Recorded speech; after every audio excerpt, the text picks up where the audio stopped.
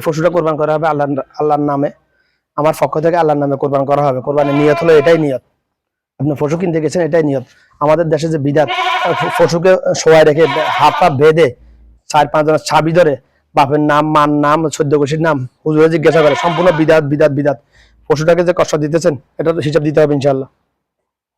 কোরবানি মানে কি? কোরবানি মানে আত্মত্যাগ। আমরা বলি তোর জন্য যার কোরবান, তোর জন্য আমি এটা কোরবান করি। কোরবান মানে এটা এটা এটার উপর আমার আর কোনো দাবি দাবি দাবাক্কা নাই, দিয়ে দিছি আমি ওকে, আমার আর কোনো, এটাকে বলা হয় কোরবান। তো এই পশুটা আমরা যখন একটা পশু কোরবান করি, আসলে পশু কোরবান করি না, ওটা রুটা আল্লাহর কাছে যায়, আমার নিয়তটা আল্লাহর কাছে যায়। ওটা রুটা আল্লাহর কাছে যায়, আমার নিয়তটা আল্লাহর কাছে। আমরা কি আসলে এভাবে কোরবান করতেছি?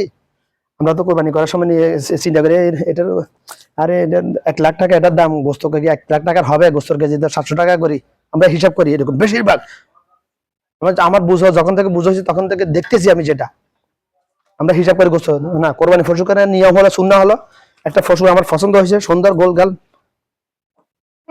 জাকজমক পছন্দ হয়েছে, বা দাম কত এক মুলামুলি করা সুন্নাহ। এবার অতিরিক্ত মুলামুলি করা সুন্নাহর খেলাফ। একটু মুলামুলি করতে পারেন, তবে বেশি দাম দর করা যাবে না। কারণ আপনি তো আল্লাহর রাস্তা দিতেছেন, আল্লাহর কাছে যাবে আপনার নিয়ত। আর মিজানের পাল্লায় ওজন করা হবে, যে টাকাটা দিয়েছেন ওইটা। আপনি তো আল্লাহর রাস্তা কোরবান করতেছেন বলতেছেন, তাহলে মুখে বললে হতে হবে না, কলবের থেকে আসতে হবে, তো অন্তর থেকে আসতে হবে। তো নিয়ত নিয়ত মুখে চিল্লিয়ে বললে এটা নিয়ত হয় না, নিয়ত আসে কলবের থেকে, অন্তরে। আল্লাহর বান্দার কলবের সাথে আল্লাহ ফাঁকের কুদরতি আলমের সাথে ডাইরেক্ট সম্পর্ক। এইভাবে এরকম যারা পরিমাণ কোনো কাটিং নেই, হাঁক নাই, ডাইরেক্ট সম্পর্ক। বান্দা কলবে যেটা চিন্তা করে ওটা ন্যানো সেকেন্ডের মধ্যে আল্লাহর দরবারে যায়, পৌঁছে যায়। যদি বান্দার মতো হয়, বান্দা যদি আল্লাহর হয়ে যায়, পৃথিবীর সমস্ত সৃষ্টিকুল বান্দার হয়ে যাবে। এই যে এটা সারাদিন আমি হাত লাগালে আর মেহমান করে না, মাত্র 1 ঘন্টার মধ্যে এটা আমার প্রতি হয়ে গেছে। তো যেটা বলতেছিলাম, আমরা আমরা আমাদের নিয়ত আল্লাহ ভাগে, আল্লাহ কোরবানি, আমরা যে কোরবানি করি আল্লাহ দরবারে কি যাবে? পশুটা রুটা যাবে, আর কোরবানি আল্লাহ আমার নিয়তটা যাবে। গোস্ত তো যাবে না, সামরাও যাবে না। যদি বনি ইসরায়েলের মতো, যদি আদম আলাইহিস সালামের জামানা থেকে হাবেল এবং কাবেল যে কোরবানি দিয়েছিল, ওইরকম যদি কোরবানি বিধান এখনো থাকতো, আজকে পৃথিবীতে বেশিরভাগ মুসলমান পাওয়া যেত না কোরবানি করার জন্য। আরে আমি এত কষ্ট করি, টাকা কামাই করি, আমি পশু আল্লাহর রাস্তায় কোরবান করবো, এটা আল্লাহ জ্বালিয়ে ফেলবে, আমাকে খেতে দিবে না। না, আল্লাহ তো খাইতেছে না ভাই, আল্লাহ শুধু আপনার নিয়তটা দেখবে, আর পশুটা রুটা আল্লাহর দরবারে যাবে, বাস এতটুকুই। এই জন্য আমরা কোরবানি করতেছি।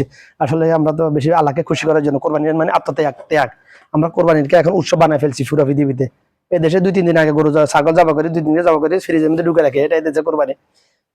কেউ ঈদের দিন হয়তো একটা জবা করে, তাও হয়তো গোস্ত সব ফ্রিজে ঢুকে রাখে, নাহলে আগুনে জ্বালাইবো 2 দিন পর্যন্ত, ফুরি তুন্দুরের মধ্যে জ্বালিয়ে খাইবো, এটাই হচ্ছে কোরবানি। এই দেশে বাংলাদেশে একই অবস্থা, কোরবানি করতেছে, কোরবানি হইতেছে না। কোরবানি কার উপর ওয়াজিব? যার উপর জাকাত ফরজ। যে কোরবানি দেয়, যারা কোরবানি দেয় তাদের প্রত্যেকের উপর জাকাত ফরজ। যদি শরীয়তের বিধান মানে যদি মেরে যদি কোরবানি করতো, কোরবানি যাদের উপর ফরজ ওয়াজিব, তাদের উপর জাকাত ফরজ হয়েছে আগে, তারা কি জাকাত দিতেছে? তারা জাকাত, যারা 5 লাখ 10 লাখ টাকা যদি সরকারি বিধান থাকতো, যারা 1 লাখ টাকার অধিক টাকা মূল্যে গরু কোরবানি করে একা, তাদেরকে যদি সরকার ধরতো, তুই জাকাত দিতে হবে, দিলি না কেন, তাহলে বাংলাদেশে কোরবানি করার লোক খুঁজে পাওয়া যেত না রে ভাই।